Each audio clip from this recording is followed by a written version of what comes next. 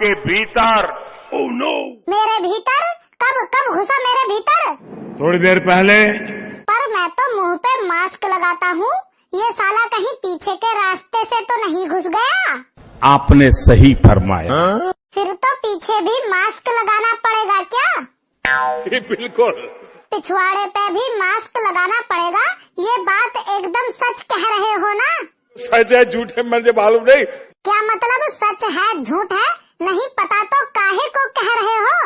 हमने तो सुना है इसलिए कह रहे हैं। क्या मोदी जी आप भी मेरे मजे लेने लग गए? अब ये सब बातें छोड़ो, ध्यान से सुनो। लॉकडाउन में मुझे एक लड़की पसंद आ गई, मुझे उससे शादी करनी है, तो मुझे पैसे चाहिए, पैसे। पैसे नहीं है। क्या पैसे नहीं है? मुझे सब पता है, तुम्हारे पास बहुत पैसा है। जल्दी से मुझे मेरे 15 लाख रुपए दे दो। सबूत लाओ, तुमने पैसा दिया था, सबूत लाओ।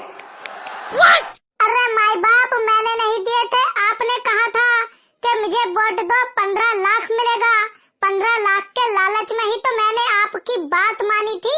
अरे मोदी की बात मत मानो भाई, मैं नहीं कहता हूँ, मेरी बात मानो।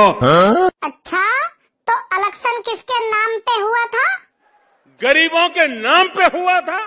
हाँ, तो अब आई बात तुक्के की और बीड़ी हुक्के की। तो मैं ही हूँ वो गरीब आदमी, लाओ पैसे।